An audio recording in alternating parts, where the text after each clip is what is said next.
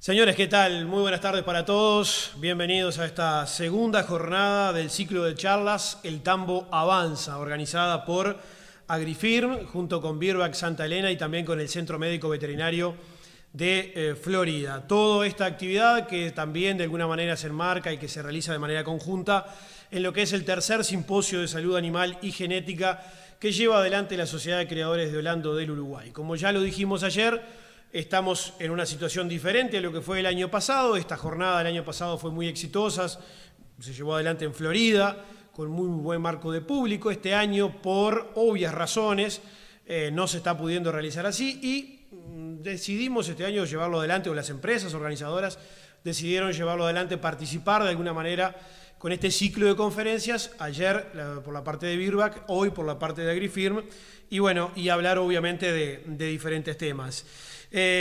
Hoy toca el turno de Agrifirm y vamos a estar hablando de cama caliente, algo que se viene y que está bastante presente ya en nuestro país, en la producción lechera.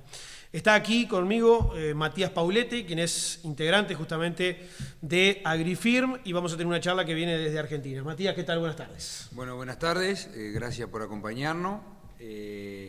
Espero que la charla sea de utilidad. Ahora va a hablar el ingeniero Juan Monge. Él es profesor de la Universidad de Villa María. Él es un encargado que nos ha hecho de guía, muchas veces que hemos cruzado a ver qué hacían, cómo se hacía, las primeras visitas que se hicieron con los primeros interesados en galpones en Uruguay. Y bueno, él nos mostró, nos explicó el sistema y nos pareció por el momento que era la persona adecuada para que nos haga una presentación y nos explique cómo funciona el sistema, ellos que tienen más experiencia en años, cómo le ha ido. Y después, a posterior, un ratito le vamos a mostrar qué hemos hecho hasta ahora, qué tanto hemos aprendido de él o qué poco aprendimos de él. Pero digo, lo importante es mostrarle también qué se ha hecho hasta ahora en el momento en Uruguay, cuáles son los primeros números y cómo hemos adaptado el sistema a Uruguay. Matías, Agrifirm ya está trabajando justamente con varios productores aquí en Uruguay. El sistema ha ido avanzando y por lo menos se habla cada vez más del sistema. Sí, la verdad que el sistema creo que vino para quedarse.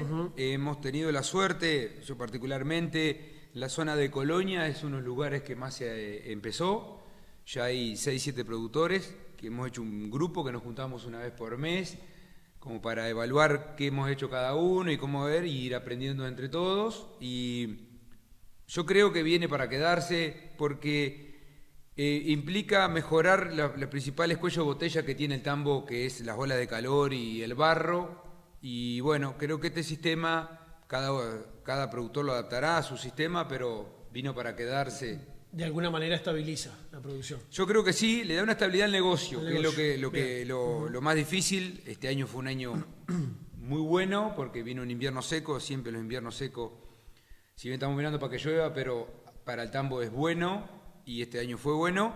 Yo creo que el galpón nos va a ayudar a que los años sean estables y nos dé una estabilidad en la producción. Perfecto. El formato, la operativa va a ser la misma que le tuvimos ayer. Matías va en algunos minutos a darnos una charla también de lo que se está haciendo acá en Uruguay. Pero primero, y si ya lo tenemos disponible, vamos a recibir justamente a Juan Monge desde Argentina para comenzar entonces con este ciclo de charlas. Buenas tardes, mi nombre es Juan Monge, soy ingeniero agrónomo, asesor en sistemas de producción de leche en Argentina. Soy también profesor universitario en la Universidad Nacional de Villa María. Yo vivo en Villa María, Córdoba, en el centro de Argentina. Estamos ubicados en una cuenca lechera muy importante en la región y es una cuenca que ha tenido en los últimos tiempos un desarrollo muy importante en lo que son las cuestiones de tabulación, principalmente en los sistemas denominados compost van o también conocidos como camas calientes. Antes que nada, antes de empezar con la charla, quiero agradecer por haberme invitado y tenerme en cuenta para participar en este simposio de salud animal y genética. Y quiero agradecer a la empresa Agrifirm que me ha convocado para ser parte de este evento. También quiero agradecer a los productores agropecuarios de Uruguay y a los colegas profesionales del país vecino que siempre nos tienen en cuenta y nos visitan para ver estas tecnologías que estamos desarrollando y que están creciendo de manera tan importante en Argentina y en la región. La idea de la charla de hoy es ver qué consideraciones tenemos que tener en cuenta al momento de optar por estos sistemas de confinamiento, de camas calientes o compost bar. Para ello, vamos a arrancar con un concepto básico que tenemos que conocer, a qué llamamos compost, que es básicamente la base de la cama sobre la cual descansan las vacas en estos sistemas.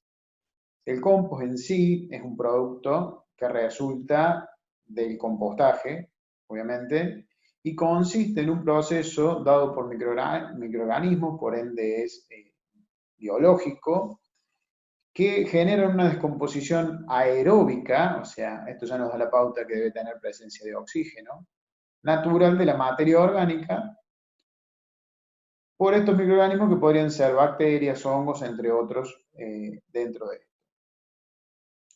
Que estos microorganismos con una adecuada humedad generan en el proceso temperatura principalmente, y esta misma temperatura es la que fomenta el desarrollo de estos microorganismos. De esta forma, a medida que el proceso se va dando, se asegura la transformación higiénica de los restos orgánicos que se van transformando en un material que pasa a ser más homogéneo y que puede llegar a ser asimilado por las plantas como nutriente principalmente. Básicamente, cuando hablamos del compost nos referimos a la típica compostera que realizamos en alguna casa normalmente, donde juntamos residuos como cáscaras de naranja, restos de alimentos, frutas, verduras o lo que fuere, y lo vamos poniendo en una pila para ir transformándolo en una sustancia que es muy parecida a la tierra, que en realidad es propiamente el compost, con alta participación de humus, que esto es fácilmente, como decía recién, asimilable por las plantas. Este proceso es el que a nosotros nos permite lograr un material que resulta muy cómodo y conveniente para que descansen las vacas. El proceso ideal de compostaje se basa en la incorporación de sustancias orgánicas, principalmente algunos componentes inorgánicos, altos en carbono y con contenidos de nitrógeno, que mediante la humedad permite un ambiente para que se desarrollen los microorganismos, y este proceso, como les decía antes, va a generar la oxidación del material, el crecimiento de los microorganismos, porque en definitiva este proceso resulta de la reproducción bacteriana y el crecimiento, el residuo en lo que va a ser materia orgánica y compuestos inorgánicos y restos de microorganismos, que es lo que se va formando como el material que es el compost, y en el proceso, como decíamos antes, como es una respiración que libera energía, esa energía va a generar que el agua levante temperatura, pase a fase gaseosa en forma de vapor y se elimine a la atmósfera en forma de vapor por parte del agua y la liberación de energía del calor.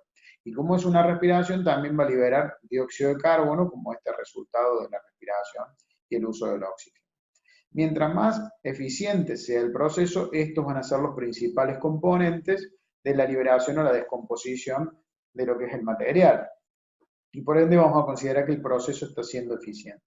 Si el proceso tiene fases ineficientes, va a generar la descomposición de algunas sustancias, como por ejemplo las derivadas de las proteínas o aminoácidos que liberan nitrógeno, y en vez de ser asimilados por los microorganismos y retenerse en el compost, van a ser liberados al ambiente en forma de gases, como por ejemplo amoníaco u otros compuestos como el óxido nitroso o el dióxido de nitrógeno, que pueden ser liberados al ambiente en este sentido.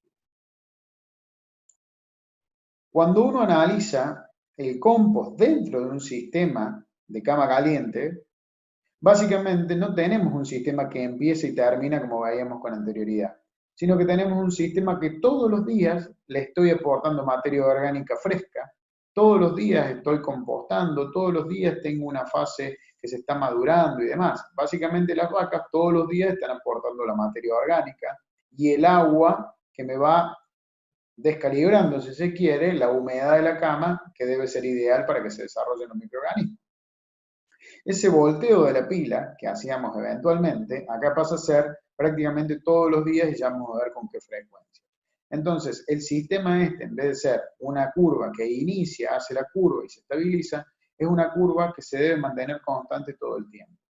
La cama va a ir creciendo, se va a ir compostando, el material se va a ir transformando, hasta que lleguemos a un punto donde podamos o consideremos que la cama ya está suficientemente madura o avanzada, donde ya es conveniente retirarla y aprovecharla como un fertilizante, en lugar de seguir agregándole material o tratando de seguir compostando lo que las vacas nos van aportando. Cuando uno piensa ya en el sistema propiamente, ¿sí? Y esta es una foto de un ejemplo, un esquema de un ejemplo típico de un establo con cama caliente, básicamente tenemos dos partes, que una es donde las vacas se paran a alimentarse y normalmente donde bostean y orinan parte de su estiércol diario, y por otro lado tenemos el área de cama, ¿sí? Que siempre que hablemos de metros cuadrados por vaca y demás, vamos a estar refiriéndonos propiamente al área de cama sin contar el área de cemento. Este es el diseño más común que se ve normalmente de los establos, con calle al medio y las camas hacia los costados. Y lo que tenemos aquí son las vacas que van a estar en la cama descansando, pero a su vez van a orinar y defecar y van a ir aportando esto a la cama, que es lo que tiene que ser compostado. Si uno analiza un corte de la cama, o sea, si yo hago un pozo, voy a ver un perfil de la cama de compost, donde voy a encontrar prácticamente 3 fases en profundidad. Una capa propiamente aeróbica, donde hay mucha actividad de oxígeno principalmente, una capa donde el oxígeno ya prácticamente no llega y la llamamos de transición, y podría haber una fase anaeróbica que debería ser la mínima en todo el proceso. Si nosotros hacemos una ampliación de esta cama y lo descomponemos, tenemos aquí las vacas que depositan el estiércol sobre la cama, lo que son las heces y la orina principalmente. Esas heces y orinas se van a incorporar dentro de la cama de compost. Este primer estrato que tenemos aquí de color más claro sería el estrato aeróbico propiamente, que es donde se da el compostaje. En definitiva, es donde nosotros hacemos la labor para que se dé el proceso fuerte, donde levante temperatura, se asimilen los nutrientes y se permita ese proceso que hablábamos antes del intercambio de oxígeno, liberación de dióxido de carbono y liberación de vapor de agua.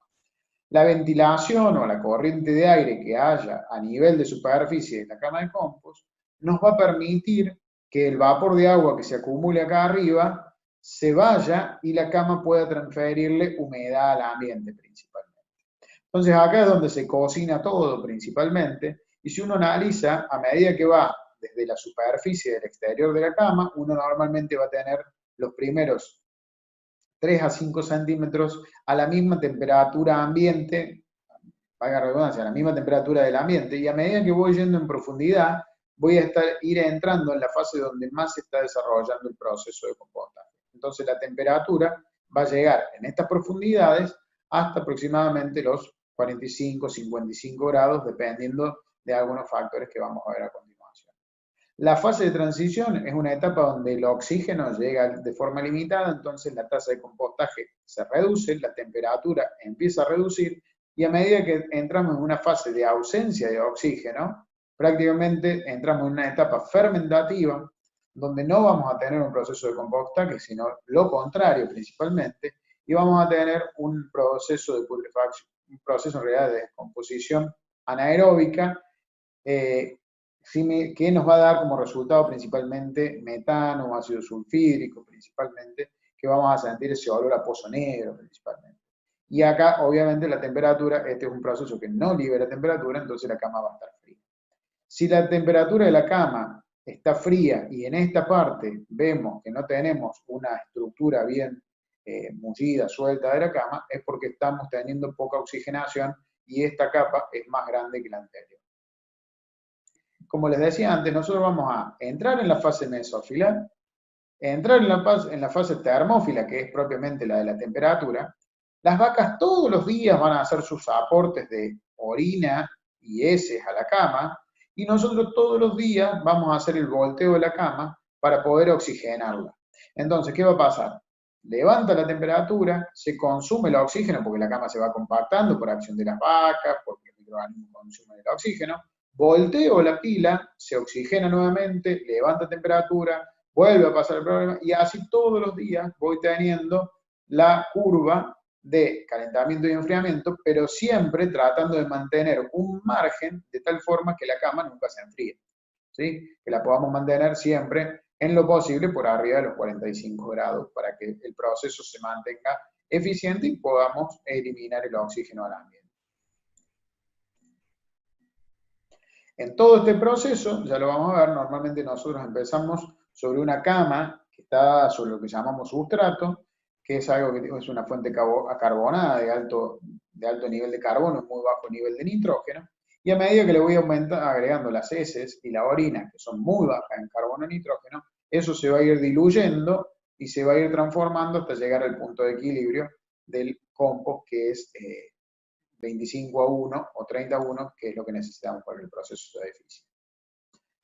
Viendo esto, ya desde el punto de vista del desarrollo de la cama de compost propiamente, nosotros vamos a partir de una cama hecha por distintos materiales. Acá en Córdoba utilizamos mucho lo que es la cáscara de maní.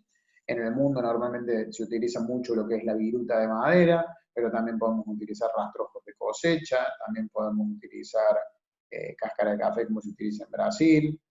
Nosotros usamos mucho chala de maíz, algo de paja de trigo también utilizamos. Esos son materiales que normalmente, dependiendo del tipo, podríamos partir de una base de 81, prácticamente, partes de carbono por cada parte de nitrógeno.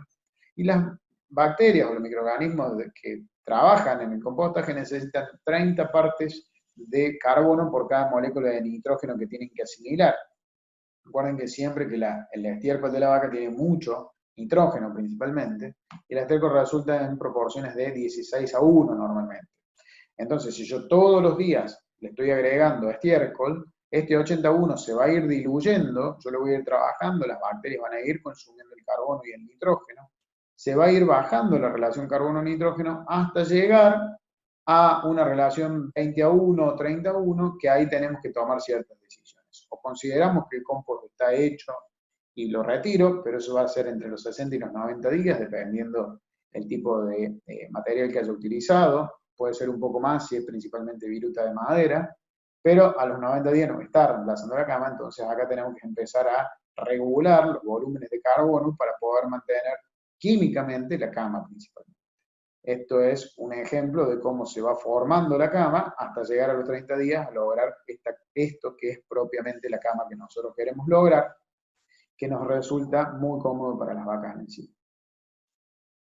Entonces, si la cama de compost está en muy buenas condiciones y funciona muy bien, nos brinda un ambiente seco, una cama bien mullida que resulta sumamente confortable para las vacas, y ya vamos a ver las virtudes que tiene, y limpia, que resulta en higiene de las ubres, en salud de las vacas y obviamente en mayor productividad, longevidad y reproducción también de las vacas, ¿no?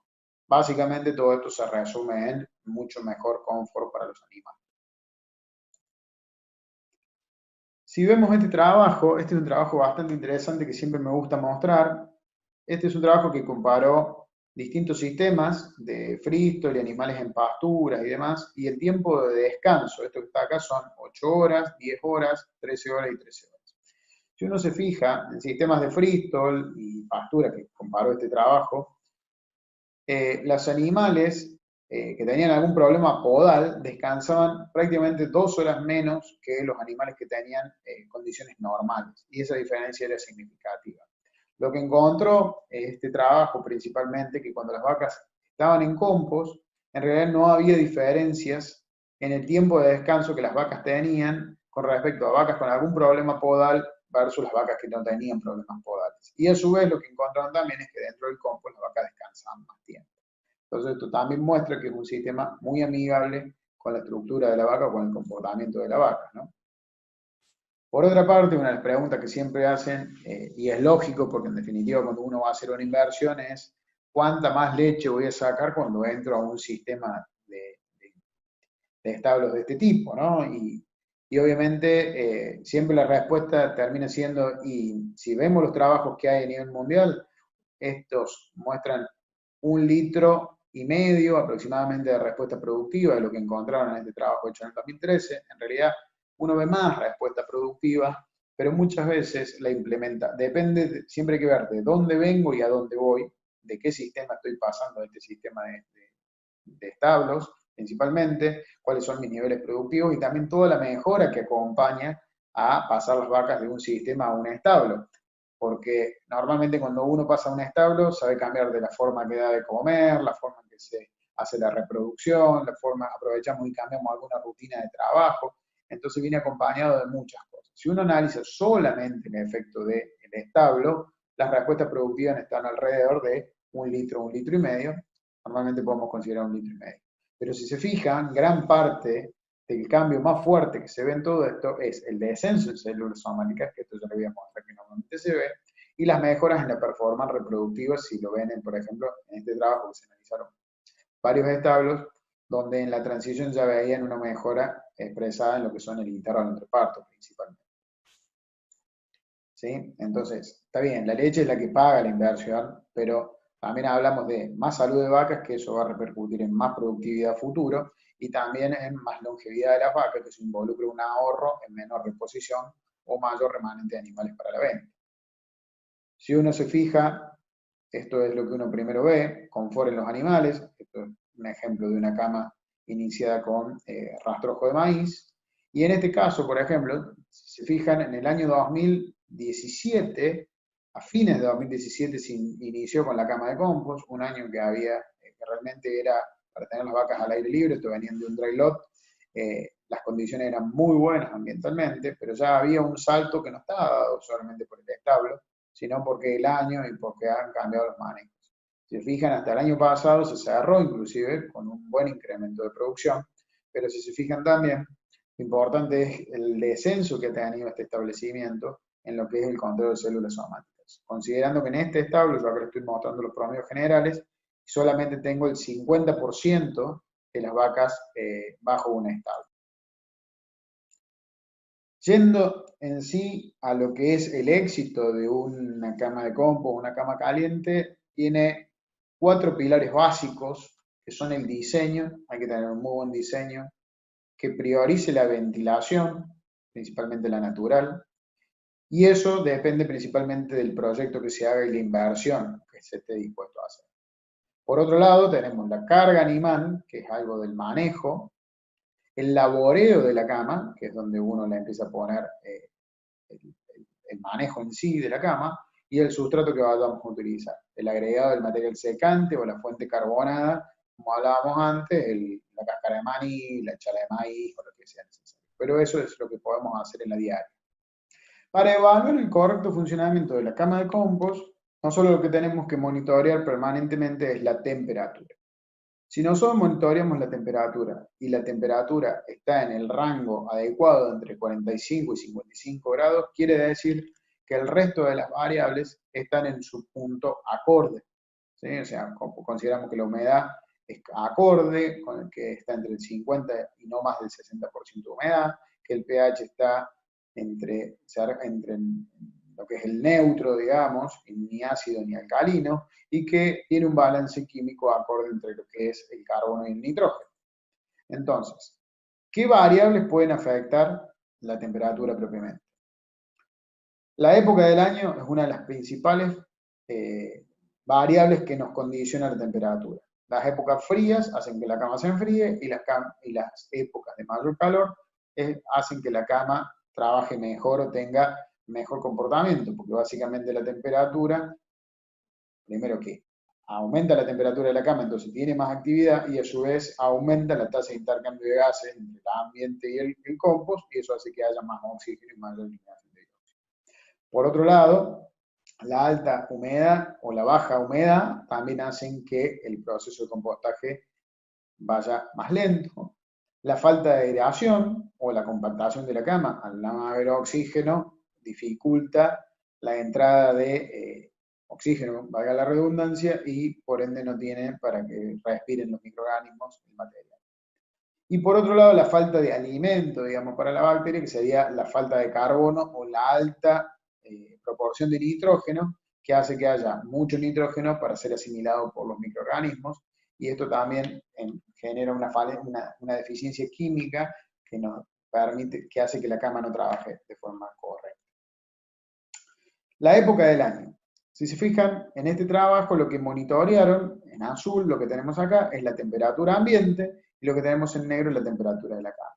Si se fijan, cuando llega a la época de abril, mayo, junio, la temperatura ambiente cae y la temperatura de la cama también cae. En este caso llega a caer a valores de 20 grados, pero en algunos lugares lograron sostener hasta 30-35 grados. Mi objetivo normalmente es tratar de que la temperatura esté alrededor de los 50-55 grados la mayor parte del tiempo, 50 grados, y no perder los 40 grados en el invierno, lo cual sinceramente se hace muy complicado y ya vamos a ver por qué. Cuando uno analiza el porcentaje de humedad, que es lo que tengo acá en el eje de las X, y la temperatura, ¿sí? La máxima temperatura se alcanza en el rango de los 45 a los 55, a los 55% de humedad. Cuando me paso del 50% de humedad, la temperatura empieza a descender, y también cuando la cama se me seca de más, cuando la cama pasa por debajo de los del 40% de humedad, la cama tiende a enfriarse, ¿sí? Esto normalmente se da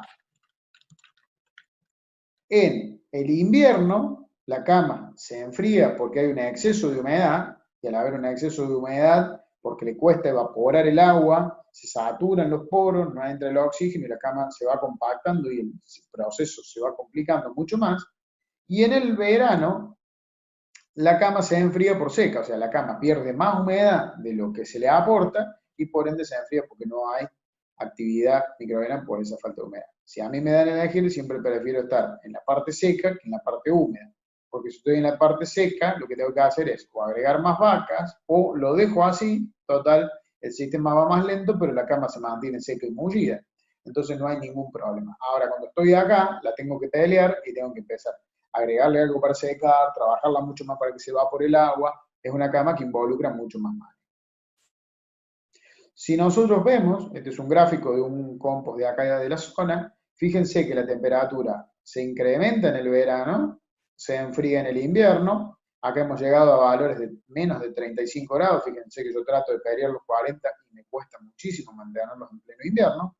La cama levantó temperatura, en este verano no logré superar los 45, pero tuvimos serios problemas de manejo, se me enfrió muchísimo la cama, prácticamente muy por debajo de los 40 grados, cambiamos la cama en este punto, reactivamos el sistema, lo iniciamos nuevamente, se mantuvo caliente hasta este invierno, que tuvimos acá un pequeño problema, pero después de este punto acá la empezamos a trabajar un poco más fuerte y la recuperamos y la estamos manteniendo y peleando, ya estamos saliendo del invierno con una cama en buenas condiciones y casi que no nos hemos caído a la temperatura baja de los otros años. Esto involucró agregado de sustrato, manejo de la cama, regulación de cargas. Ahora vamos a ver cuáles son las variables que nos afectan. Pero fíjense cómo copia las barras azules, que es la temperatura ambiente principalmente. ¿Y dónde se da esto? Obviamente en el otoño-invierno, que es la época donde hay que pelear la cama normalmente. Cuando nos encontramos con esto, estamos bárbaros, si bien tengo algunas pelotitas, la cama está muy bien de estructura y fíjense la temperatura 45 grados y en términos de una semana, 10 días, terminamos con esto, ¿sí? Se nos enfrió la cama. Eso normalmente suele pasar en algunas ocasiones y principalmente en el invierno. Lo que no vale hacer es esto, ¿no? O sea, esto no cuenta para levantar la temperatura de la cama, ¿no? Un poco de humor a todo esto siempre le ponemos cuando perdemos las camas que realmente nos cuesta recuperarlas. Siguiendo con el tema de la temperatura, una de las cosas importantes a tener en cuenta es que yo le decía que acá la gracia es mantener el equilibrio de la humedad de la cama. Como veíamos recién, la humedad de la cama hace que se enfríe o se mantenga seca. Las vacas todos los días con la bosta y la orina aportan muchísima cantidad de agua y esa agua debe ser evaporada al ambiente. Esta curva que vemos acá, no la quiero complicar mucho, pero básicamente muestra cuál es la capacidad de evaporar agua que tiene el ambiente donde está la cama de compost. Esto para un lugar puntual en Estados Unidos, pero fíjense, lo importante de esto es que una cama en pleno verano puede evaporar por metro cuadrado hasta 3.5, 3.7 litros de agua o kilos de agua por metro cuadrado. Y en el invierno, la misma cama evapora menos de la mitad, 1.5 a 1.7. ¿Qué quiere decir con esto? Si yo les muestro un ejemplo acá, tengo una vaca de 25 litros que me deja en la cama de compost 26 kilos de estiércol, de agua del estiércol, esto es cuánta bosta produce básicamente la vaca. Si esa vaca está en 10 metros cuadrados, me deja 2.6 litros o kilos de agua por metro cuadrado. Si esa misma vaca le doy 16 metros cuadrados, me está dejando 1.62 litros de agua por metro cuadrado. Quiere decir que si estoy en verano, acá la cama se me seca bien y acá también.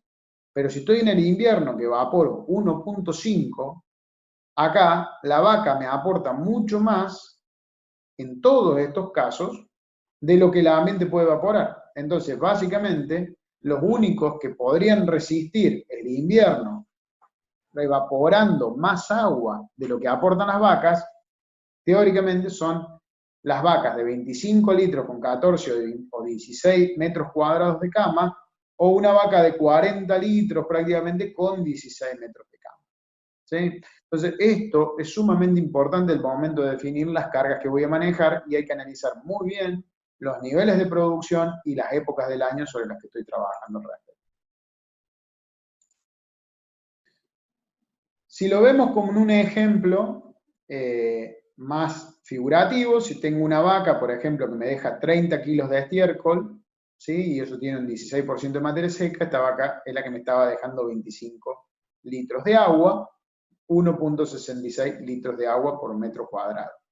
En esta cama prácticamente no voy a tener que agregar nada porque la vaca aporta lo mismo que evapora el ambiente. En el invierno que se me evapora, en este caso, 1.65. Si a esa misma vaca le pongo otra compañera y le achico los metros cuadrados, la tengo en 10 metros cuadrados, ahora esa vaca me dejó 2.5 kilos de agua por metro cuadrado y todos los días me está sumando 0.85 litros de agua, o kilos de agua, perdón, por metro cuadrado. Básicamente ahí lo que le tengo que hacer es agregar sustratos, cáscara de marí, viruta de madera, chala de maíz, algún rastrojo o lo que fuere, que me permita ya no pensar en un balance químico, sino en absorber el agua que está de más en el sistema para poder mantener la estructura, la humedad y todo el proceso de compostaje. Si vemos un ejemplo, este es uno de los establos que han visitado cuando han venido aquí. Este es uno de los establos que está aquí en la zona que tiene 15 metros cuadrados por vaca, es uno de los que más metros cuadrados asigna por vaca. Fíjense la condición de la cama. Esto, algunos dicen que es cama de tierra, pero en realidad esto es el material que está transformado ya en compost, ¿sí? Y que las vacas lo mantienen seco porque no alcanzan a agregar más agua de lo que el ambiente evapora en este caso. Si lo que hacemos es agregar más agua al sistema, como les mostrábamos recién, y no agrego ningún material y trato de mantenerlo a fuerza de laboreo, podemos llegar a terminar con un caso como esto, donde directamente se empiezan a hacer masacotes de tierra, prácticamente de esta forma, y es inmanejable, y esto ya no es un compost, obviamente. La otra parte del balance es el laboreo de la cama. O sea, como les decía antes, la parte de sacar el agua de la cama es ese volteo de la pila. El laboreo de la cama consiste en trabajar la cama 2 veces por día, por lo menos, ¿sí? O sea, lo ideal es 2 veces por día. Yo no recomiendo más de 2, porque si se hacen bien estas 2 veces, aprovechamos los 2 ordeñes para hacer ese trabajo. Y básicamente lo que sí trato de hacer y tener una condición para hacerlo es una labor profunda que me permita descompactar y airear en profundidad, que lo hacemos con un subsolador o acá con un cincel principalmente, que nos permite trabajar toda la profundidad de la cama, nunca tocando el terrapleno, la tierra dura, donde está sentado el compost, ¿sí? Eso va a generar una descompactación y un desagregado de macropartículas, van a quedar como cascotes grandes en definitiva, y posteriormente pasar una máquina para refinar, que es lo que llamamos el rotovator, que es una rotativa accionada por una barra de mando, que nos permite pulverizar las partículas y reducirlas por debajo de 3 centímetros de diámetro. O sea, si yo tengo partículas de más de 3 a 5 centímetros de diámetro, debo intensificar las labores del rotovator. El rotovator normalmente trabaja en los primeros 15 centímetros, 10, 20, en algún caso dependiendo del diseño de la máquina, pero básicamente lo que nos permite es emparejar la cama y dejar las partículas de un tamaño que permita liberar el agua rápidamente y va a dejar ese mullido que estábamos hablando antes de la cama propiamente. Entonces con el cincel descompacto y aéreo en profundidad y con este refino y aireo en superficie. Visto en perspectiva, básicamente es pasar así para que quede desterronado con el cincel y posteriormente, fíjense la diferencia de los cascotes, básicamente como estos que están acá, que vayan desapareciendo y quede una cama mucho más fina. Si se fijan, acá la cama, después de unas cuantas horas de la vaca arriba, queda compactada muchas veces, entonces la primera labor que hacemos es para descompactar y poder airear, ¿sí? Si el material tiene mucha humedad, nos va a pasar esto, ¿sí? Que encontramos partículas de gran tamaño, y cuando empezamos a trabajar con el rotovator, nosotros empezamos a reducir y tratamos de que baje la proporción de las partículas de mayor tamaño, ¿sí? Lo ideal es que haya partículas no mayores a 3 centímetros. Si tenemos un mal manejo, nos vamos a encontrar con esto. Esto en realidad es falta de sustrato, falta de laboreo de maquinaria y exceso de carga generalmente, y nos vamos a terminar encontrando con este tipo de cosas, ¿no? Que aunque por más que le agregue sustrato y demás, si no tengo el laboreo acorde, esto acá le hemos agregado cáscara de maní, pero así mismo el cincel no lo rompe. Entonces, si no paso con la rotativa que lo vaya partiendo, básicamente no voy a poder recuperar el material y todo dentro de ese material está compactado y adentro de eso se está formando una fase anaeróbica que lejos está de oxidarse. ¿Qué es lo que tenemos que hacer en un galpón cualquiera, en definitiva? Hay que ver primero el diseño, pero lo que hay que hacer es identificar áreas críticas. El compost va a tener zonas fáciles de manejar y zonas que siempre van a estar complicadas. Tampoco hay que volverse loco con esas partes, pero sí hay que tratar de manejarlas y que sean las menos posibles. ¿Dónde normalmente las partes son más complejas? Normalmente son complejas.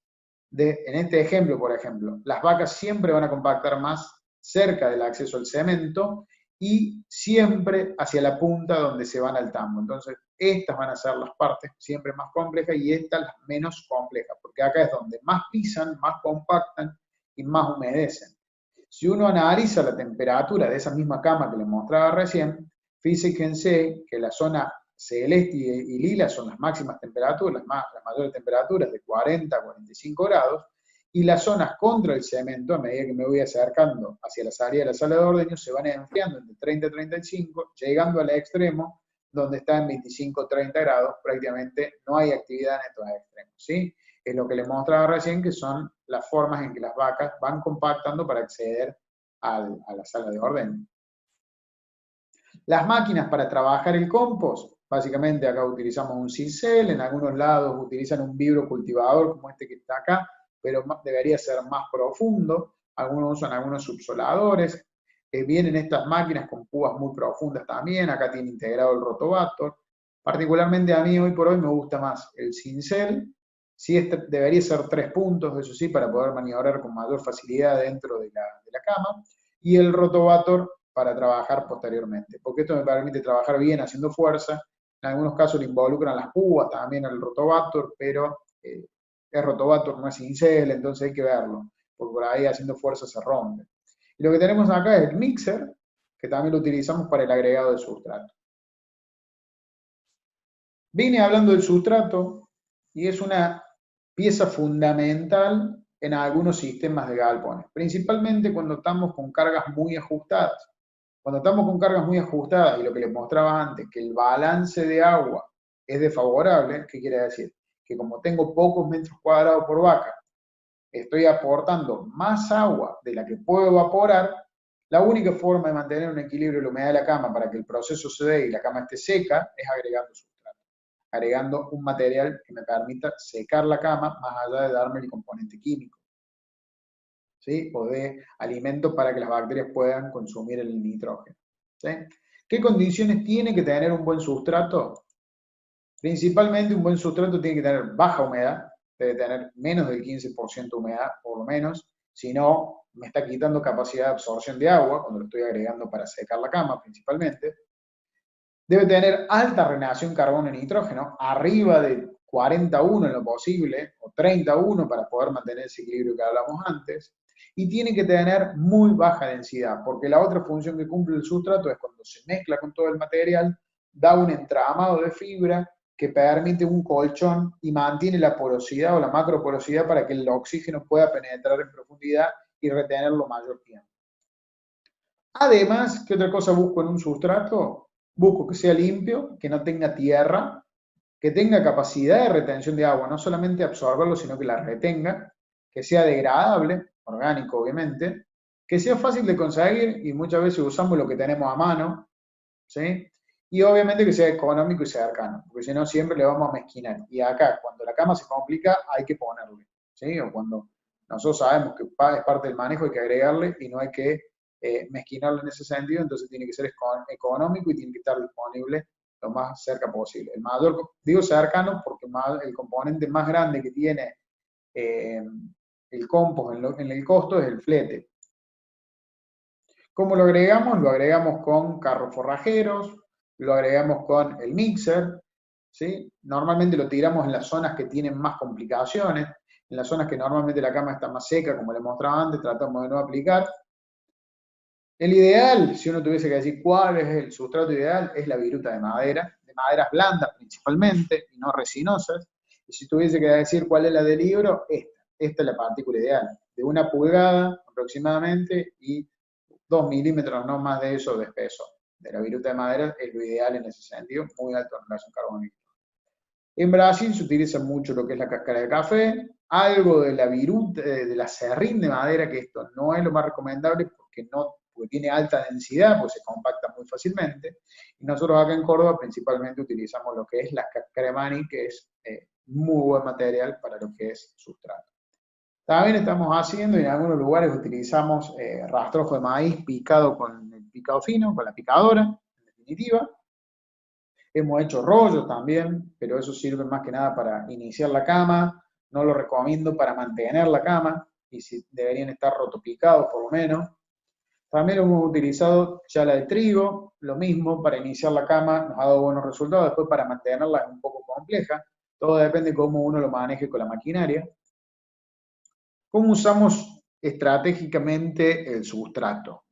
Le agregamos cuando nos hace falta normalmente, pero tratamos de ser estratégicos. Tratamos de minimizar el uso del sustrato cuando tenemos cuando tenemos buena temperatura. O sea, en el verano, primavera-verano, tratamos de secar la cama con la temperatura y el laboreo, aprovechar ese factor que tiene el compost para poder evaporar la mayor cantidad de agua. Y cuando nos baja la tasa de compostaje y el ambiente no nos deja evaporar tanta agua, que en el invierno, ahí sí hacemos los mayores aportes de sustrato. Si se fijan acá, este es un compost que hace ya 3 años que funciona.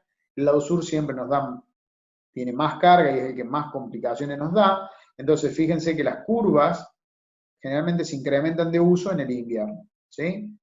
Acá, bueno, se usó mucho porque se recambió la cama. Acá normalmente en este sistema cambiamos la cama una vez por año, normalmente, aunque una de las camas este año va a pasar de largo directamente. Este es un compost que no tiene cemento donde la vaca se para comer, que no son de los más comunes, y en este caso estamos utilizando 6 kilos promedio por vaca por día, cuando en otro sistema donde tenemos cemento estamos utilizando 3 kilos de sustrato por vaca por día aproximadamente. Les dije que otro factor fundamental era la ventilación, porque la ventilación me permite sacar la humedad del galpón y eso hace que la cama le pueda transferir la humedad de la cama al ambiente, a su vez recambia el aire, refresca las vacas y, como les dije, ayuda al secado de la cama.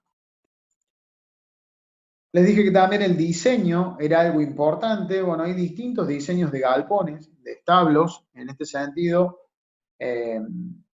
Todo depende de el espacio que haya disponible para hacerlo, el sistema de producción que vayan a implementar, cómo van a dividir los lotes, cómo quieren manejar el sistema, a qué le da prioridad a un productor, si a la comida, si a las vacas, si a la lluvia, si a los vientos. Entonces, hay muchas cuestiones para elegir un modelo y obviamente la escala, ¿no? Si uno se fija, un pequeño establo, que es el típico que se inició los primeros modelos, tiene una cama, una pista de alimentación y una cama hacia atrás. Generalmente es para rodeos mucho más chicos o establos más chicos, donde normalmente las vacas comen de un solo lado. ¿Sí? Comen de un lado y tienen la cama hacia atrás. Este me permite, por ejemplo, tener un patio hacia la parte posterior. Hay distintos modelos, distintos diseños. Este es uno típico, ¿ven? Este es un lote que arrancó este es un preparto, ¿sí? Un galpón muy sencillo para rodeos pequeños. El más difundido hoy por hoy, o por lo menos lo que yo más veo y lo que más se busca generalmente, es el de la calle central de alimentación, es muy parecido a lo que son los Fristol en algún caso, donde tenemos la pista de alimentación compartida al medio, dos calles de alimentación y las camas hacia atrás. Este con la cama hacia atrás me permite también que las vacas salgan hacia los patios, pero si hay lluvias laterales y no tengo suficiente alero, el agua puede mojarme la cama. La ventaja es que la comida queda protegida, las vacas comen hacia el centro del galpón y demás. Otro modelo que tenemos es con las pistas hacia afuera y la cama al medio en un establo doble. Este pareció el primero que les mostré, replicado en un solo galpón con dos calles de los dos lados, como tienen acá abajo. Acá tenemos la calle de alimentación y la cama al medio. La ventaja que me da este sistema es que el alero propiamente lo utilizo para el techo de la calle de las vacas, entonces si llueve, en este caso de este lado, el agua cae sobre las vacas, sobre la pista de vacas y no me moja la cama. ¿Cuál es la desventaja? Que bueno, me moja la cama, la comida, y la comida queda un poco más expuesta al ambiente. La otra desventaja es que no puedo compartir la calle central del mixer como en la anterior. Este es el ejemplo que les mostraba recién, ¿no? O sea, las pistas de alimentación hacia los costados. Y por último, dentro de los modelos que más hay difundidos acá, pero digamos, es el menos difundido en sí, es lo que llamamos 100% cama o compost sin cemento, donde tengo la pista de alimentación aquí afuera, acá le doy de comer a los animales, y la vaca se para propiamente sobre el compost para acceder a la comida, ¿sí?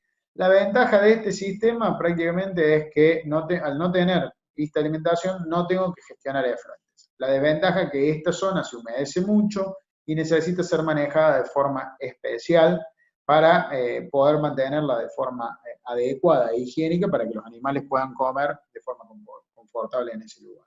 Requiere un manejo diferencial, no es lo más difundido porque también consume un poco más de sustrato en el mantenimiento, pero es un sistema que a algunos productores les gusta y lo hacen andar bastante bien, ¿sí? Este modelo que tenemos aquí, esto es todo cama y esa es el área de comedero, como ven ahí. Acá tenemos el área de comida y como ven, tenemos un área diferencial donde se genera un pisoteo propiamente, que esto debe ser mantenido para que esté limpio y lo más seco posible entre días. Básicamente, la ventaja que tenemos es que no limitamos la superficie de cama, o sea, la parte de pista de alimentación que normalmente lleva casi 4 metros, se ve reducida a 2 metros y algo aproximadamente. Las bebidas también quedan sobre la cama de compost. Las vacas, si la condición está buena de la cama, aprovechan ese espacio para echarse, ¿sí? Entonces tiene bastantes virtudes, es un sistema bastante interesante, pero como les dije, tiene sus cuestiones en el manejo, ¿no? Normalmente, ¿qué manejo hacemos? Y trabajamos con una niveladora que tiramos lo húmedo al centro para que se siga compostando y mantenemos a nivel seco, ¿sabe? Y para ir cerrando, tomé esta foto que me compartió un colega de Uruguay, un productor, a lo mejor está viendo la imagen, pero lo quise agregar y quise dedicarle unos minutitos a este sistema porque lo hemos hablado mucho con los que han venido a visitarnos acá a Uruguay, que nos han venido a visitar aquí a Argentina, me han preguntado mucho de esto, algunos productores acá en Argentina lo han implementado, obviamente por cuestiones de costo, velocidad en construcción y demás.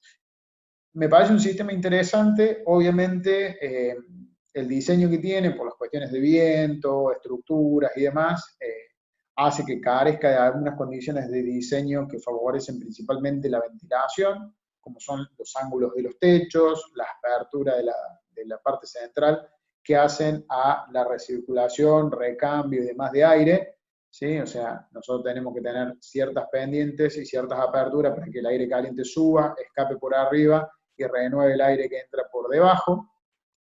Pero evidentemente es un sistema que yo calculo que manejándolo con cargas acordes o utilizando las herramientas que veíamos recién, puede andar. No sé cuáles son los límites en realidad de metros cuadrados que podemos manejar y demás, porque eso va a depender mucho de la zona en la que estemos, influencia de los vientos, influencia de las lluvias, uso de sustrato, tipo, tamaño de vaca, nivel de producción, o sea, va a depender de muchas condiciones. Sí, creo que a igual condición de productividad, vaca y demás, no debería resistir la misma carga que un galpón, como les decía recién, con las pendientes, con las aperturas y demás que se recomiendan en los diseños. No obstante, se puede mantener la carga, a lo mejor poniéndole más sustrato, ¿sí? Es un camino que va a haber que recorrerlo y hacer distintas experiencias para sacar el mejor resultado. Todo lo que yo les expliqué del manejo y las condiciones van a ser la misma, la cama va a ser la misma, va a compostar, siempre y cuando se cumplan este tipo de condiciones, ¿no? También está la alternativa, obviamente, de dejar los patios para poder sacar las vacas y reducir también la carga, pero muchas veces no tenemos bien claro cuál es el efecto de que la vaca pase un determinado tiempo fuera del sistema, ¿sí? Vuelvo a repetir que es un sistema obviamente interesante desde el punto de vista del costo que involucra, solamente hay que buscarle la vuelta para que sea lo más eficiente posible en la cantidad de vacas que podamos poner adentro y principalmente en el uso del sustrato y que los resultados sean óptimos, ¿no? O sea, no solamente que la cama produzca, funcione bien, sino que las vacas produzcan bien en un ambiente limpio, higiénico, sano y saludable, ¿sí? Así que bueno, quedo a disposición para las preguntas y consultas que tengan y muchas gracias nuevamente. La participación de Juan Monje desde Argentina con la charla, con el tema en general que encierra todo, que es consideraciones para tener en cuenta el sistema de cama caliente. Él nos hablaba obviamente de su vasta experiencia y también de lo que pasa en Argentina. Pero vamos a traer eso ahora a Uruguay. En Uruguay también, como lo decíamos al comienzo de la presentación, se está avanzando, se está caminando mucho en este tema. Agrifirm es una justamente de las empresas que está llevando adelante este camino que se está haciendo de cama caliente acá en Uruguay. Y bueno, tenemos aquí a Matías Pauletti, quien nos va a dar justamente una charla sobre lo que se está haciendo acá en Uruguay y cuáles son los avances. Terminada la charla de Matías, ya lo vamos a tener a Juan Monje, que creo que ya inclusive lo tenemos por vía Zoom, lo vamos a tener para que nos responda algunas de las preguntas que han estado llegando al teléfono de contacto que aparecía ahí en la presentación de Monje. Así que Matías, adelante, la experiencia en Uruguay. Bueno, sí, muchas gracias. Primero felicitar a Monje por la presentación, muy buena, ya la habíamos visto algo en Argentina. Lo que le vamos a mostrar nosotros es lo que están haciendo los productores acá. Desde parte de Agrifirm intentamos acompañarlo y aprender con ellos e intentar de intercambiar la experiencia. Y bueno, lo que le voy a mostrar es un poco lo que estamos haciendo en Uruguay, lo que están haciendo los productores, algunos de los números como para discutir de qué venimos y cómo venimos con ese tema. Básicamente, lo que nosotros estamos haciendo para aplicar lo que él vio, ustedes vieron de los galpones que él mostró, nosotros estamos haciendo un sistema de galpón acá. Si bien en la zona de Colonia empezó este año, hay algunos galpones para la zona de Salto y en la zona de Paysandú que ya tienen algunos años, pero como que empezó una movida más importante en este año. Nosotros hicimos galpones hechos con columnas de madera tratada o de eucalipto y techo de nylon. Eso es lo que posibilitó de poder hacerlo en Uruguay, es que nos trajo a menores costos a lo que puede ser una estructura de ese tamaño, construirla en Uruguay y lo que estamos usando. Las medidas y las recomendaciones son las que Juan nos dijo en la presentación anterior. Estamos tratando los mismos metros, estamos aprendiendo. A ver, nuestros inviernos son distintos a los inviernos de Argentina o de Brasil, que son los lugares de sistema de cama caliente.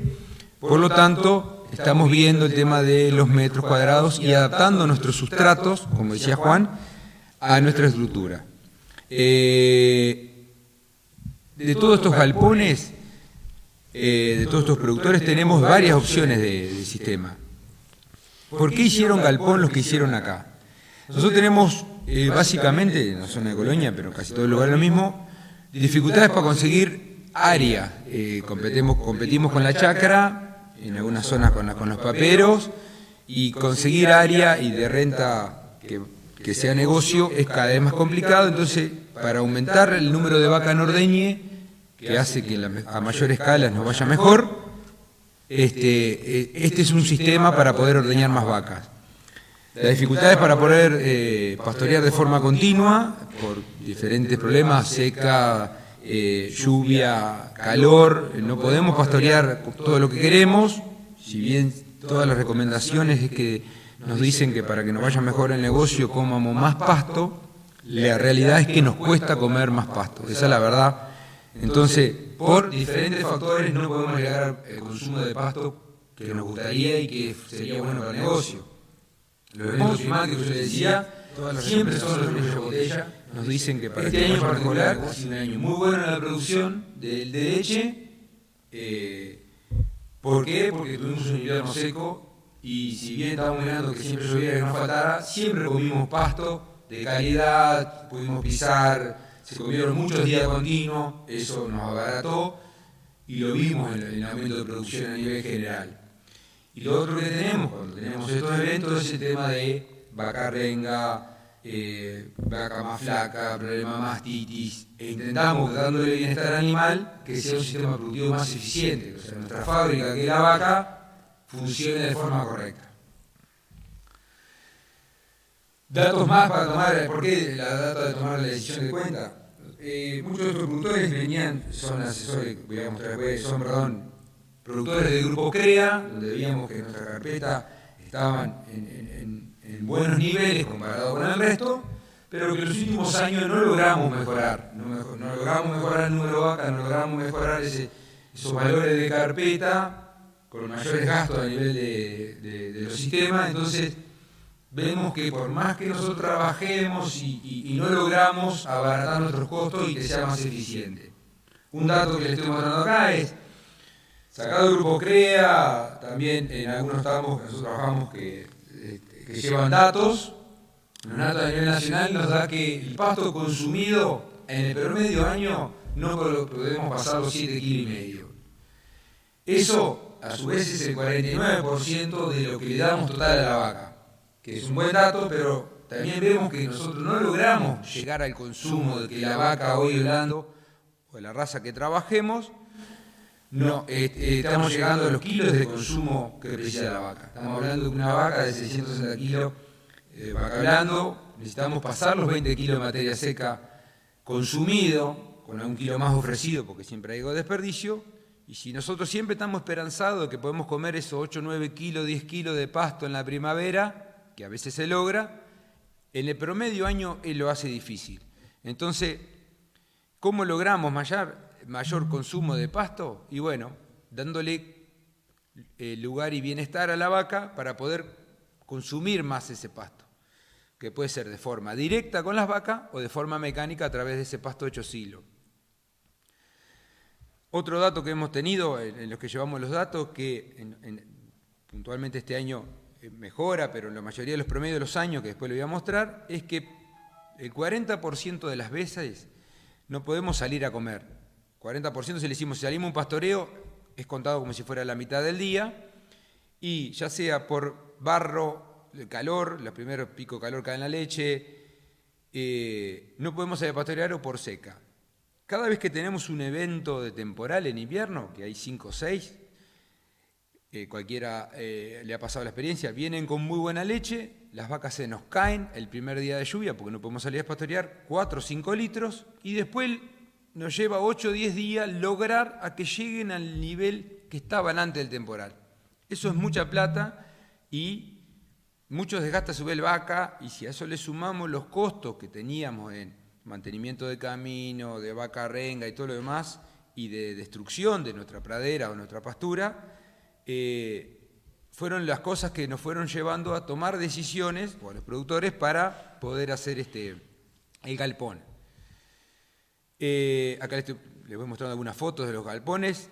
Se han hecho en la mayoría de los tambos con un galpón a base de algún crédito que se pidió a 6 años, o sea que es plata sacada del propio establecimiento que se tomó la decisión para hacer esto, no es que haya salido alguno de plata de afuera. Hasta en algunos en campos arrendados se tomó la decisión de hacer el galpón porque veíamos que es la posibilidad de poder subir un escalón en nuestros niveles productivos. Ahí va. Acá le estoy mostrando un poco más de galpón, de los que vimos. El posible sistema de encierro que nosotros creemos que es para Uruguay. Nosotros lo que hemos visto y estamos aprendiendo en sí mismo es que no tenemos por qué encerrar el 100% de las vacas, no tenemos por qué hacer una parte sí. Yo creo que cada productor va a encontrar cuál es su sistema mejor para su campo, cuál es su cuello de botella en su sistema productivo, y entonces de ahí tomar la decisión de qué tamaño de galpón hago. ¿Hago un galpón para utilizar solo en los temporales o como sombra en verano? Que ya lo hemos tenido, un productor arrancó hace unos años con ese sistema. Cada vez que llovía, las vacas iban para el galpón, pasaban 2 días después del temporal y salían a pastorear. Se daba una dieta para dieta lluvia, como quien dice, y lográbamos que no cayera nuestra producción. Y después, en verano, cuando empezaba el calor, se salía a pastorear de noche y en la mañana se estaban bajo techo con disponibilidad de silo. Eso nos dio muy buen resultado. Igual ahora, este año, uno de los tambos que voy a mostrar, tomó la decisión de que todas las vacas que pariera se fuera para ahí. También hemos visto con un buen resultado un galpón, pero solamente para las vacas preparto, o un galpón solo para tener los primeros 30, 40 días las vacas frescas, que siempre nos cuesta lograr que consuma más kilos y mantener esa vaca que camine menos y haga su pico rápidamente. Después, que es el más común, el que le voy a mostrar más resultado, hemos encerrado solo el lote de punta. Toda vaca que pare va para ahí y la intentamos tener 100 días, 150 días. Eso va variando por los controles lecheros o por la capacidad del galpón. Y después pasan para el lote de cola. Eso lo que hemos visto es que no ha liberado mucho campo, porque esa vaca no salen a pastorear. En un año puntual como es este, que fue muy bueno, el lote de cola comió como si fuera calidad de pastoreo del lote de punta y nos dio muy buen resultado a la hora de los niveles de producción y los picos que hemos logrado. Y eso también nos ha mostrado que libera mucha área. Hemos podido hacer algo de invierno en campos que no se hacía normalmente. Para grano no se hacía porque estaba todo como plataforma lechera. Pasó algo para chacra.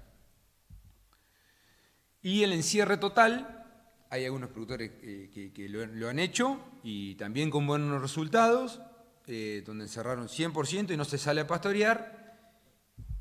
Requiere una planificación mayor a la hora de pensar la reserva y también implica una parte financiera de tener toda esa comida a disposición, guardada para darle comer a todas las vacas.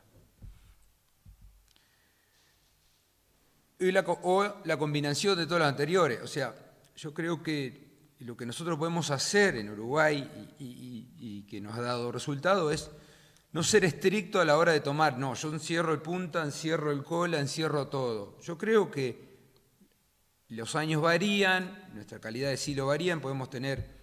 El año pasado no tuvimos buenos rindes de silo de maíz, entonces nuestra proyección de la reserva estuvo menor y hemos salido a pastorear, hemos salido un solo pastoreo, han salido más vaca cola.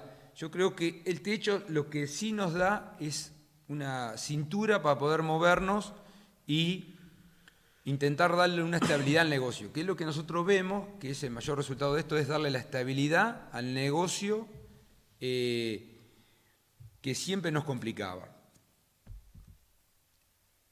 Los beneficios que hemos visto de estos galpones que les estoy mostrando acá es que es relativo bajo costo de construcción.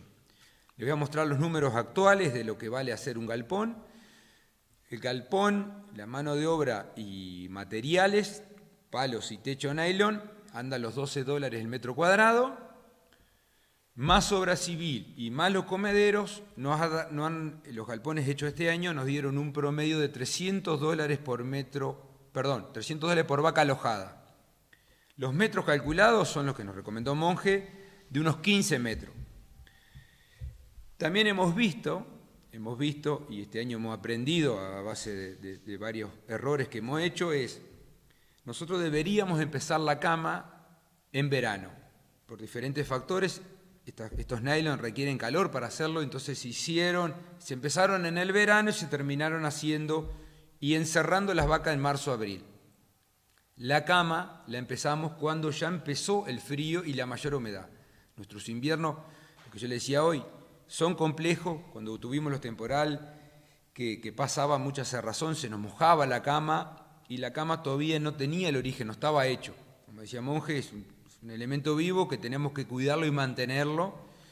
Y la disponibilidad de sustrato en Uruguay no es la misma que quizás en Argentina o en otros lados, entonces tenemos que tener cuidado. Creo, eso es una sensación, que nosotros en invierno tenemos que pensar más en 18 a 20 metros cuadrados por vaca que a 15. Todos los galpones que se han hecho tienen un patio, entonces muchas veces si se le da 3 veces de comer a las vacas, 3 mixer, uno se da fuera, el que tenga estructura para eso, de manera tal de que la vaca tenga algunas horas en el patio. Si tuviera unas 7 o 8 horas en el patio, equivalente a 1/3 más de cama. Entonces, en el fondo es como si tuviéramos mucho más metro cuadrado por vaca para poder encerrar. Esto es un lote, siempre hablando de metros cuadrados, para lotes que estén siempre en galpón. Si lo usamos solo para temporal, pueden ir a mucho menos metros, total, después vamos para lo seco. Como decía Monje hoy, nosotros estamos cuidando por miedo y aprendizaje mucho más a llevarla seca y que esté fría. Nos cuesta levantar temperatura, hemos tenido lugares de temperatura, pero le tenemos mucho más miedo a la humedad para el tema de que no tengamos problema de mastitis. Entonces, a veces, si se pone está muy húmeda, como el sustrato no es muy disponible, en vez de poner más sustrato, hemos sacado un poco de las vacas al patio, o darle alguna comida afuera, o darle algún pastoreo de tal manera de que puedan salir y nosotros poder trabajar las vacas. La cama la estamos trabajando, como decía Monje, 2 veces por día, con vibro y con cincel, y ya se incorporó hace poco los rotobadores que llegaron, y la verdad que hace un trabajo muy lindo si se combinan las dos cosas. Los galpones que están acá en la vuelta, nosotros lo empezamos ahora después le voy a mostrar una foto, en la parte donde está el comedero de las vacas, sin piso, para ver si podíamos manejar con la cama el tema de los efluentes. Los efluentes en nuestros tambos estamos muy atrás y requiere mucha inversión para manejar esos efluentes, y nosotros queríamos que los efluentes fueran parte de la cama. Entonces comemos sobre el piso. Si bien es sobre la cama, si bien es una zona que es más compleja para nosotros manejarla, lo hemos estado trabajando, se agrega sustrato sobre esa sola parte muchas veces, o cada tanto, si se complica esa parte, vamos con la pala, lo llevamos para el otro lado, para el lado alejado del comedero, que se seca más rápido siempre, y traemos parte seca para ahí. Estamos intentando incorporarla y aprendiendo. Cada productor después le encuentra un poco su vuelta y su ritmo. Bueno, lo que yo le decía, el galpón de cama caliente comparado con otros encierros, lo que hemos visto nosotros es que manejamos menos efluentes, fácil mantenimiento de la cama comparada con un freestyle, que hay que manejar de otra manera la cama. Podemos tener vacas y vaquillonas, vaca más grande, vaca más chica, porque no son camas individuales, se manejan de diferente tamaño, todas juntas. Y lo que sí hemos visto, y he tenido un buen resultado, es que el problema podales no hubo problema de renguera con el tema del temporal. Los celos se ven muy bien, muy clarito, esa es la verdad. También se ve algún aborto, si se ve, ahora se encuentran fácil, que antes solamente veíamos el celo. Las vacas han mejorado sus niveles productivos, han hecho picos nosotros ya teníamos vacas que a veces con pastoreo hacían buenos picos, pero era difícil mantenerlo, y este año lo hemos visto. En muchos lugares hemos visto, también por el aumento de producción, pero hemos visto que la sola somática por ahora nos ha ido mejor.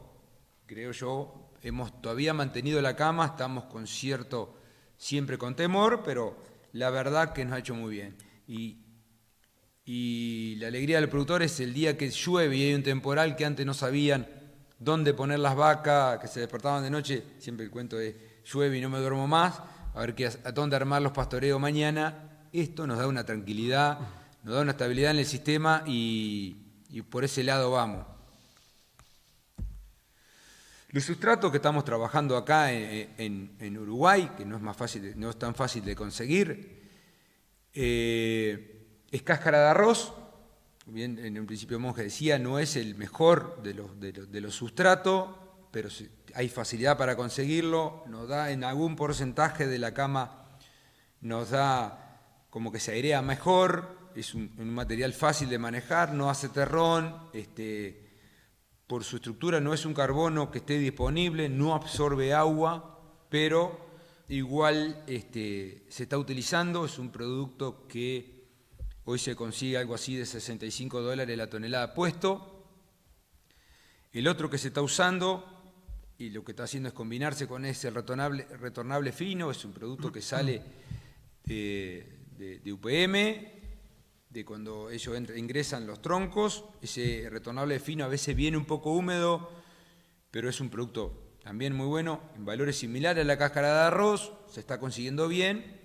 Y lo otro que sí estamos también utilizando es, después que se trilla la soja, se hace fardo con la cola de trilla de soja, es un producto que anda muy bien, absorbe agua, lo que es complejo de manejar es de poder picarlo. Se lo estamos picando o se está tirando entero, pero cuando se pasa solo el vibro y no el rotobador, con el rastrillo, como quien dice, lo movemos y cuesta incorporarlo a la cama. También hemos utilizado con la misma idea la chala de maíz, después que se tilla el grano húmedo, se hace con fardo con eso y lo hemos usado.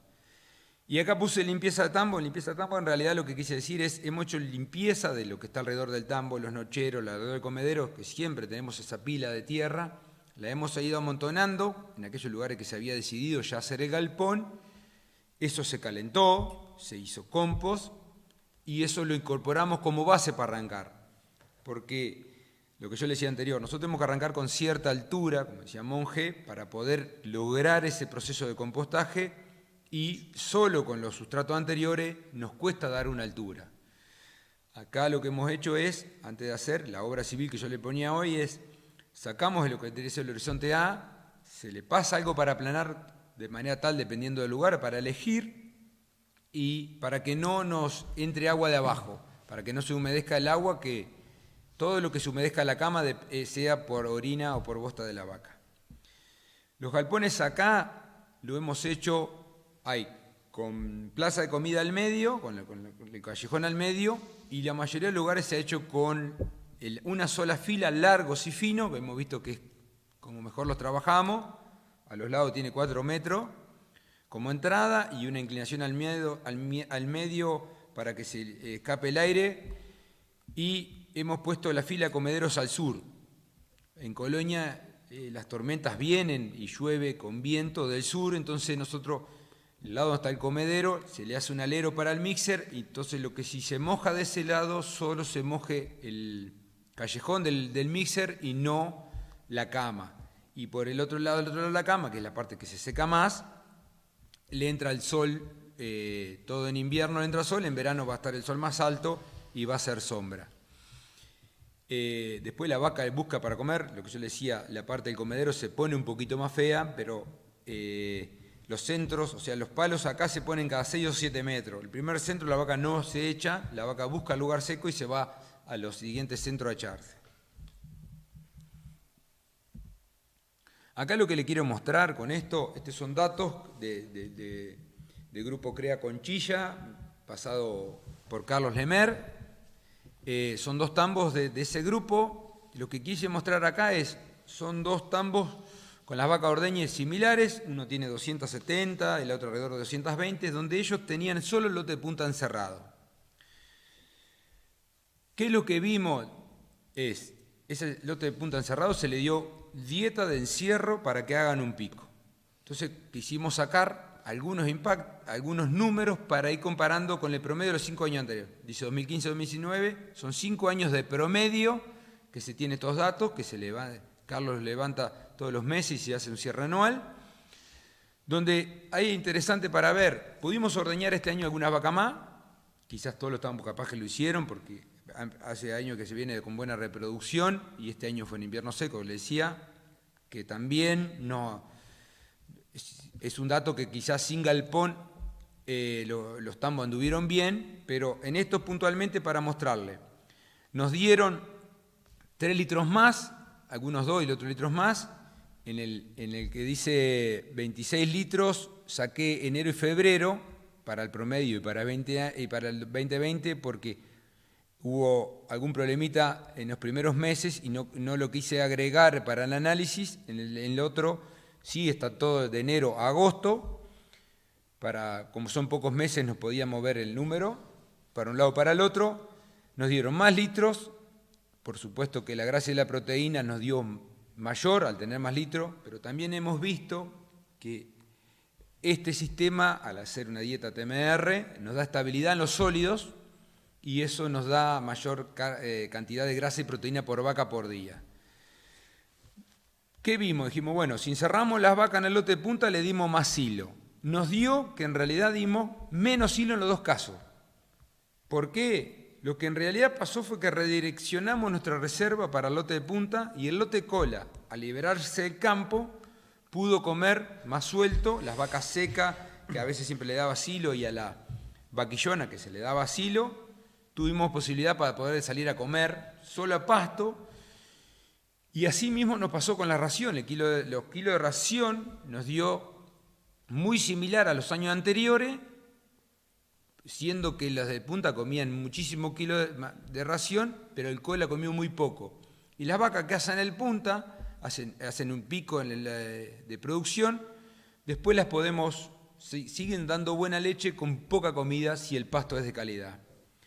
Eso nos dio que, mirando los gramos por litro producido, nos dio que fuimos mucho más eficientes, por lo tanto hicimos mucho más dinero por vaca, porque pudimos darle a la vaca que nos responde, a la que nos transforma mayores litros de leche, los kilos de consumido de materia seca. Esto era para simplemente mostrarle y abrir la discusión de cuáles eran los impactos. En el que dice 220 vacas, él ya tenía galpón de hace 4 años, que se usaba para invierno y verano, y este año encerró solo el punta, el 50% más o menos de la vaca se encerró, y igual así vimos que nos fue mejor que los años anteriores, que se usaba solo para sombra o para temporal. Los diseños de galpón, lo que yo le decía, estos son todas fotos de los galpones de acá de Uruguay.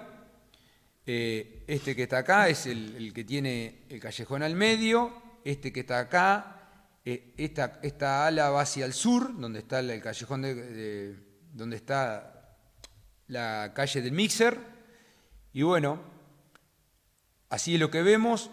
Estas son las fotos de las vacas echadas, que es un placer ver las vacas echadas los días de lluvia afuera temporal y las vacas muy tranquilas, es la mayor alegría que tiene el tambero. También lo vemos en el personal, la verdad que ir a buscar las vacas a 150 metros, 100 metros de galpón para traerlas a ordeñar un día de lluvia y no ir a buscarla a la parcela, y con lo que nos cuesta traerla a la vaca, que le duelen, que tiene problema padal, que viene renga, que le cuesta caminar, creo que es una consideración para tener, la facilidad para nuestro personal, con lo que dificulta conseguir personal y que con ganas de trabajar en el tambo, esto también es para tenerlo en cuenta. Lo que les quise decir ahora es manejo de dieta y presupuestación. Estos son números que les quise poner acá, por supuesto que son para discutir y para cualquier cosa. El galpón en sí mismo no es lo caro que nosotros vamos a hacer. Nosotros, yo lo que hice hacer es rápidamente, le puse una dieta a modo de ejemplo, para 40 litros, por supuesto que es para discutir con cualquier, y le puse un valor a precio actual.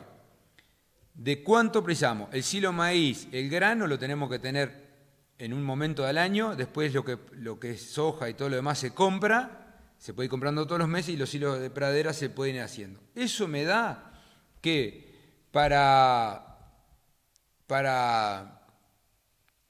100 vacas tengo que guardar $160.000.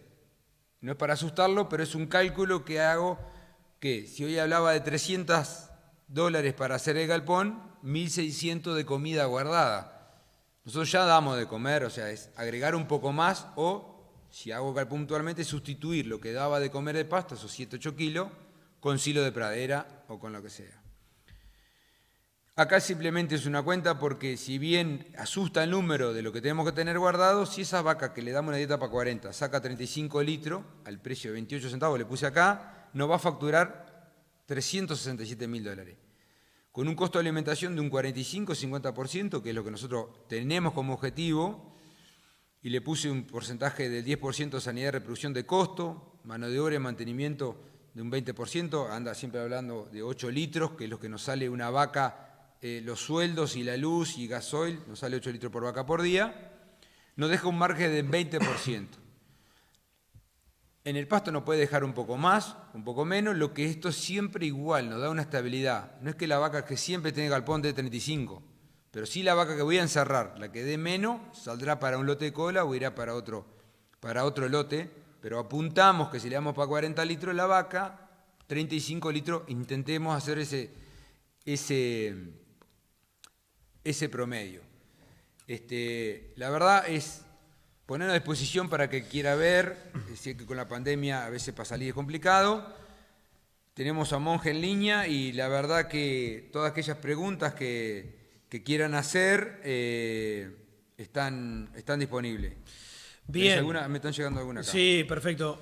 Vamos a ver si Juan Monje nos está escuchando desde allí, desde Argentina. Juan, ¿qué tal? Buenas tardes.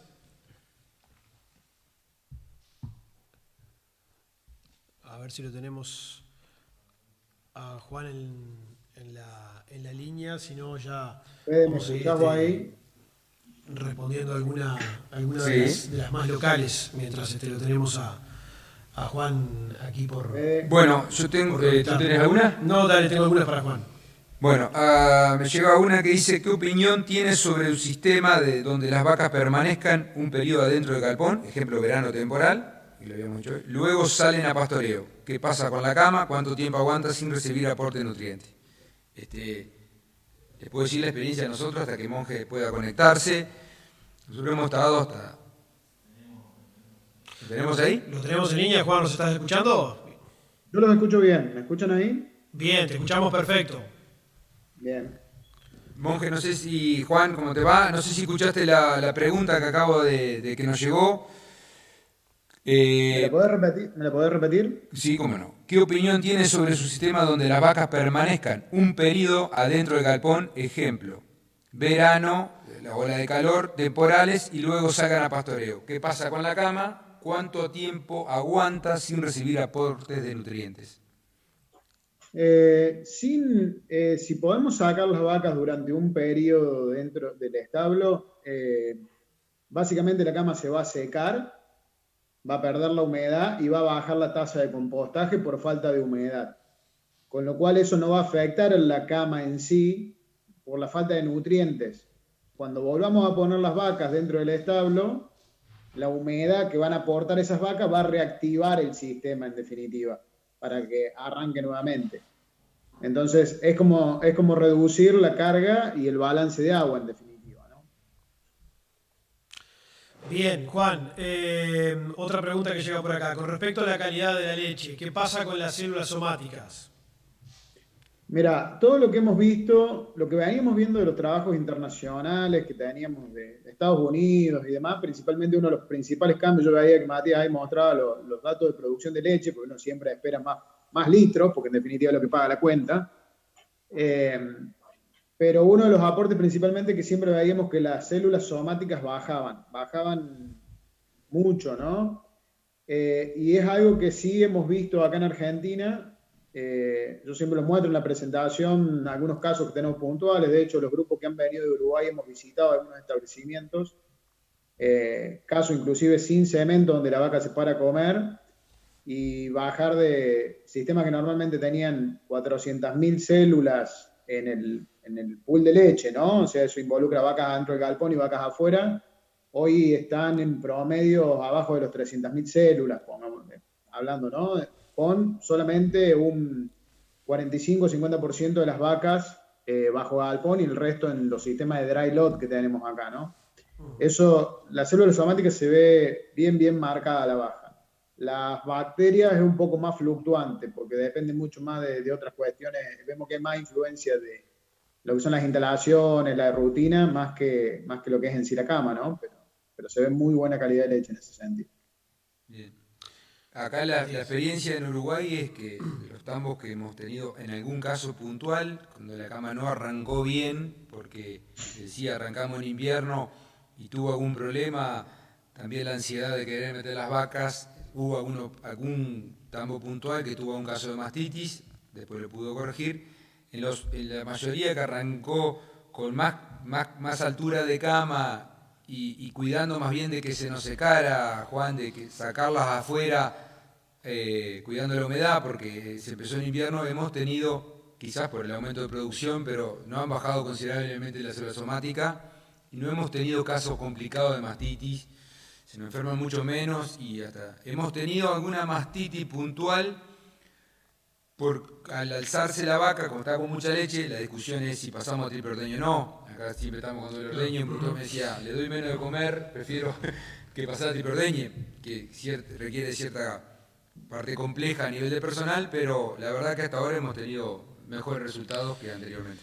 Juan, otra pregunta, en un uso mixto, donde las vacas salen a pastorear, ¿hay que ajustar la dieta o solo bajar la cantidad que se le va a dar bajo techo?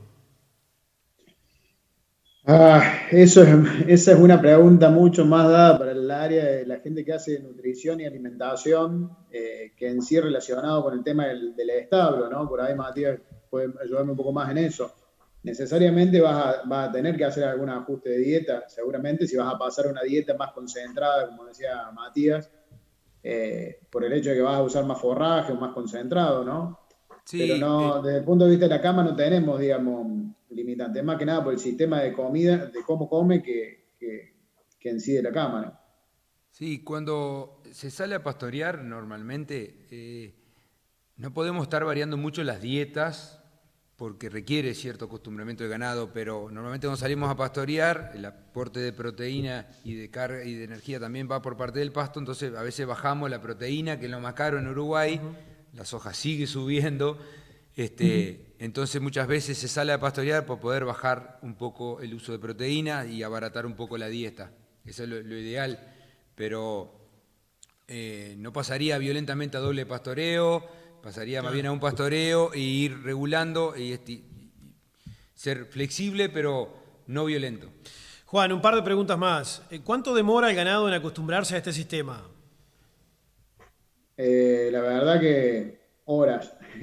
Lo que hemos visto, las vacas entran, corren, saltan, juegan, van, vienen, comen, toman agua y vos vas a las 2 horas, están todas echadas durmiendo. O sea, sí, es como que a lo bueno se acostumbran fácil, ¿viste? Y si la cama está en buenas condiciones, yo siempre digo que el mejor termómetro no es el que ponemos para medir la temperatura, el mejor termómetro es la vaca.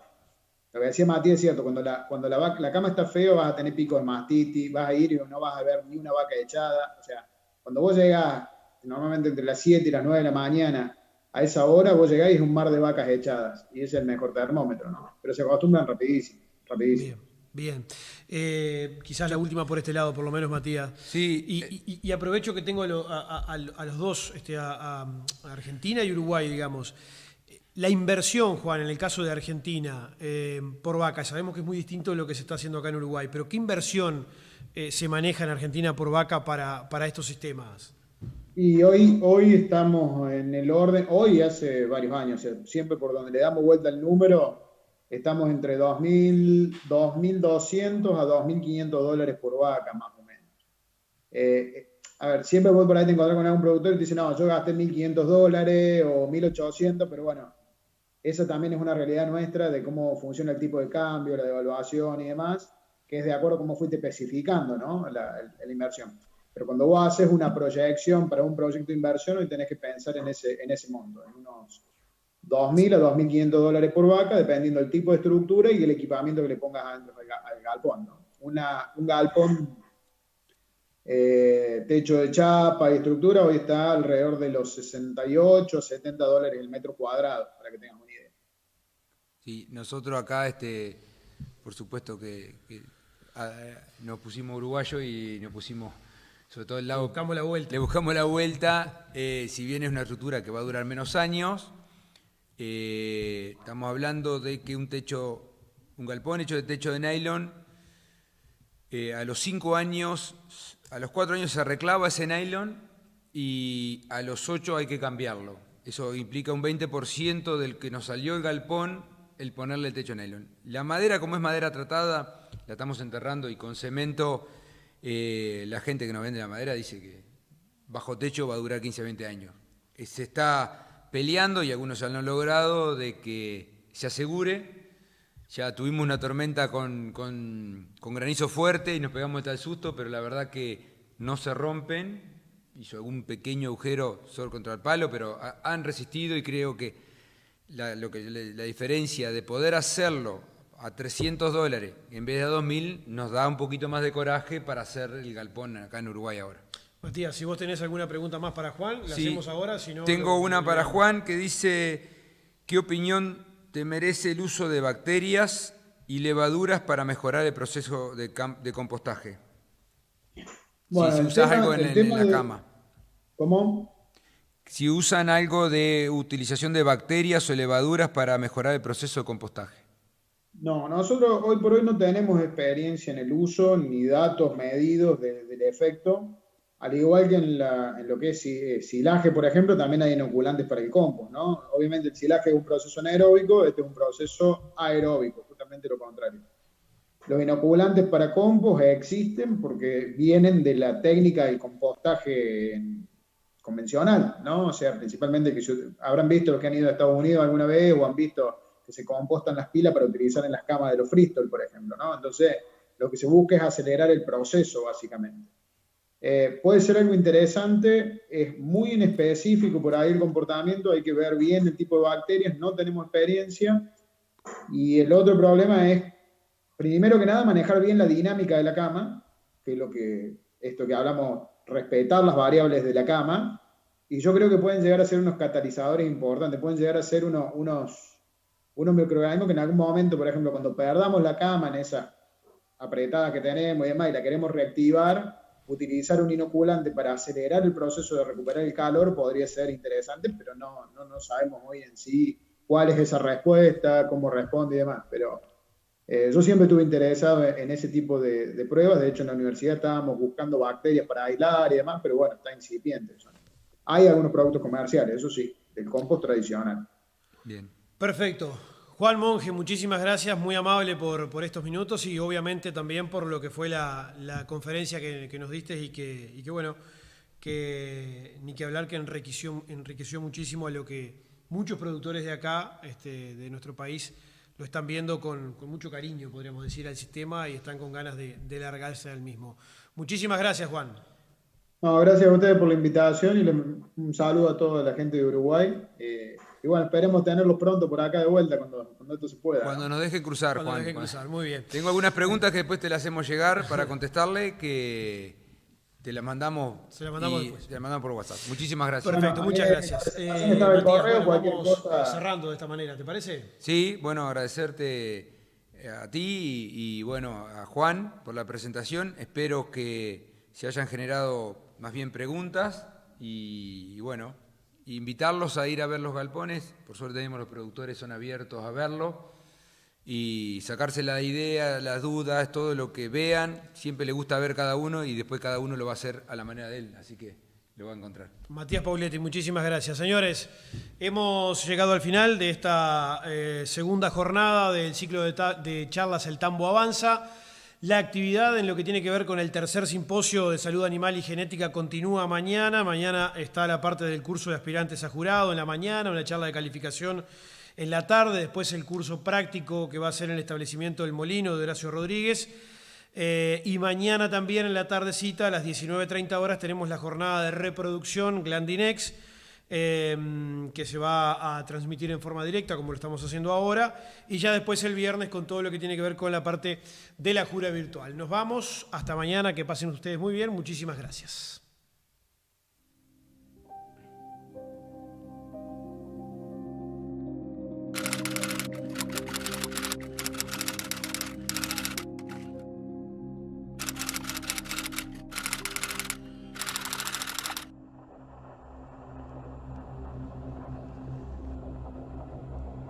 A growing world population, increasing welfare, urbanization, an increasing demand for food. Land and water resources are stressed, becoming more scarce, diminishing in quality. Food shortages. I wonder, are these challenges far away from me or not? The world food problem is more than just today's production challenges. It's about future generations as well. Disappearance of rainforest, depletion of soil, climate change, the availability of raw materials. It's about the search for sustainable alternatives. The world is moving fast. But can I still comprehend it? I wonder. Where can I contribute? And in what way? At Royal AgriFirm Group, we are passionate about farming. Entrepreneurship is about recognizing opportunities and seizing them. It's about generating the financial strength to make a real difference. It's about the eternal game with the elements, innovative techniques, concepts, and business strategies. About small steps in a new direction, or a radical shift to a different way of farming. It's mostly about a healthy future for all of us.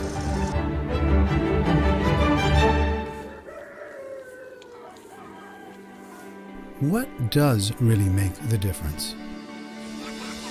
The people who want to make the difference.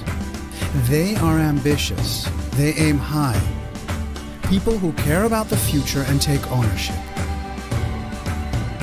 People who want to accomplish a responsible food chain for future generations. Those stars, those leaders are convinced that they achieve more together than alone. They think along the same lines and work together as a team. I want to be part of this winning team, this winning culture. Together we can be the best. We can create relevant impact worldwide. Being responsible together to deliver a richer earth to future generations. That is what Royal AgriFirm Group stands for. Because we are better together.